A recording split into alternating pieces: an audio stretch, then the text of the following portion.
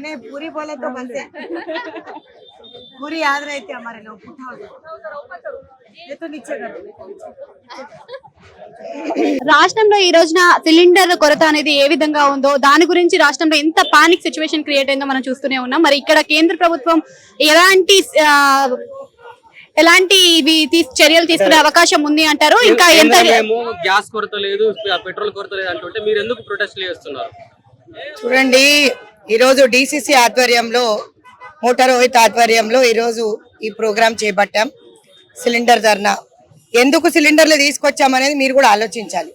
మీకు అందరికి బిల్లులు వస్తున్నాయి. ప్రజలందరూ ఆలోచించాల్సింది ఏంటంటే అందరికి బిల్లులు వస్తున్నాయి.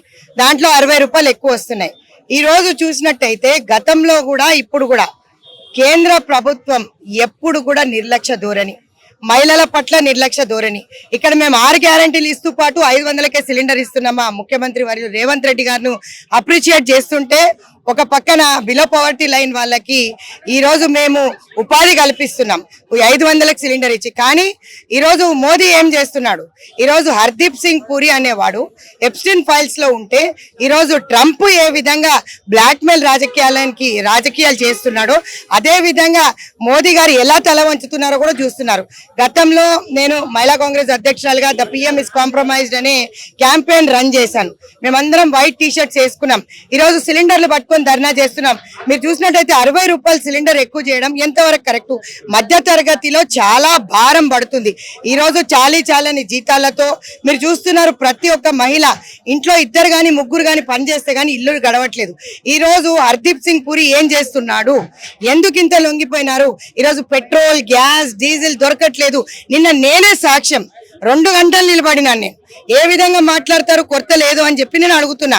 కాబట్టి వెంటనే హర్దీప్ సింగ్ రాజీనామా చేయాలి.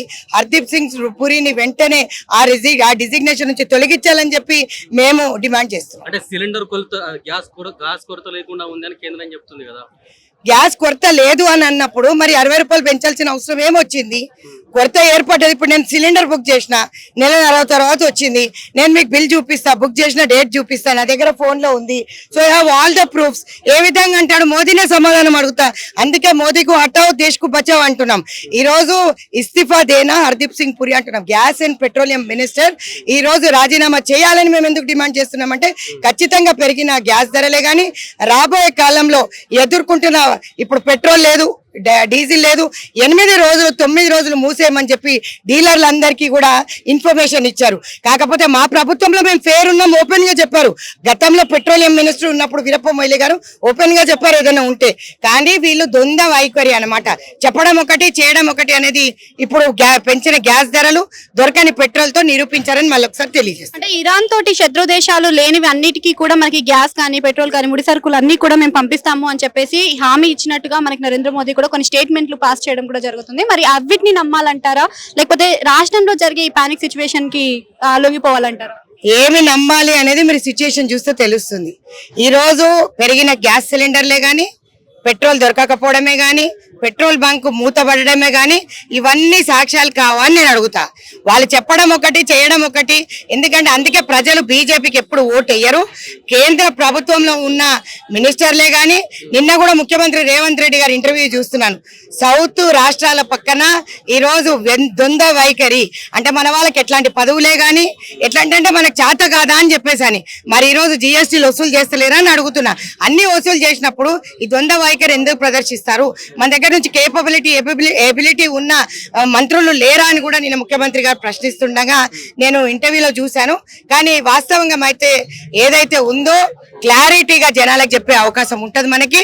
ఈ రోజు మనం చూస్తూనే ఉన్నాం, మీరు ఎక్కడ చూసినా కూడా పెరిగిన సిలిండర్ ధరలు వెంటనే తగ్గించాలి అని చెప్తూ డిమాండ్ చేస్తూ ఈ రోజు మేము ఈ నిరసన ధర్నా చేపడుతున్నాం. పార్లమెంట్ లో ప్రతిపక్ష నాయకుడు రాహుల్ గాంధీ వైఖరి బాగలేదంటూ బీజేపీ నాయకులు పెద్ద ఎత్తున రాహుల్ గాంధీపై విమర్శలు చేస్తున్నారు. వైఖరి బాగలేదు అని అనడం కంటే వాళ్ళు కరెక్ట్ చేసుకుంటే సరిపోతుంది కదా. ఎవరైనా ప్రశ్నించే గొంతు. ఇప్పుడు నేను ప్రశ్నిస్తాను, నేను బాగలేదే అని అంటాడు బీజేపీ, నేను బాగుందని అంటారా? బీజేపీ కార్యకర్తలు గాని బీజేపీ ఎమ్మెల్యేలు గాని ఎప్స్టీన్ ఫైల్స్ లో ఉన్న నిజాలు బయటపెట్టి ట్రంప్ ఏ విధంగా బ్లాక్ మెయిల్ చేస్తుంది దానికి ఆన్సర్ లేదు. ఈ రోజు వీళ్ళందరినీ కూడా ఏ విధంగా వంచిస్తున్నాడు, ఏ విధంగా ధరలు పెంచుతున్నారు, ఏ విధంగా మహిళల పైన అత్యాచారాలు చేస్తున్నారు. మరి చేసే వాళ్ళు వాళ్ళ ఎమ్మెల్యేలు ఎంపీలు ఎక్కడ కూడా కేసులు ఈ రోజు రిజిస్టర్ అవ్వట్లేదు. ఎందుకు అవ్వట్లేదు? వాళ్ళ అయితే ఒక ఎత్తు, మేమైతే ఒక ఎత్త, నార్త్ సైడ్ ఒక ఎత్తు, సౌత్ సైడ్ ఒక ఎత్త. సో ఈ విధంగా చేసే మోదీ గారికి రాబోయే కాలంలో మాత్రం ఖచ్చితంగా చెక్కు పెడతారు జనాలు, అది కూడా మహిళలు అని చెప్పి ఖచ్చితంగా తెలియజేస్తారు. అంటే ఈ ప్రొటెస్ట్ ద్వారా ఏమైనా స్పందించే అవకాశం ఉంది అంటారా? మరి స్పందించకపోతే ఈసారి నరేంద్ర మోదీ ఇక్కడికి వస్తాడు కదా, ఆపుకుంటాం. అప్పుడు సవాలే లేదు. మహిళా కాంగ్రెస్ అధ్యక్షురాలు, కొత్త అధ్యక్షురాలు కూడా వచ్చింది కాబట్టి 100% మేము ప్రొటెస్ట్ చేస్తాం. 60 రూపాయలు పెరిగిన ధర తగ్గించాలని చెప్పేసి అని మేము డిమాండ్ చేస్తూ హర్దీప్ సింగ్ పూరి రాజీనామా చేయాలి, మోదీ డౌన్ అంటున్నాం. ఇప్పుడు పెట్రోల్ డీజిల్ ధరలు ఏదైతే పెంచాలని చెప్పి ఏదైతే ద్వంద్వ వైఖరి నడిపిస్తూ పెట్రోల్ బంక్లు ఏదైతే బంద్ చేశారో అవన్నీ కూడా తెరిపించాలని చెప్పి కోరుతున్నాం.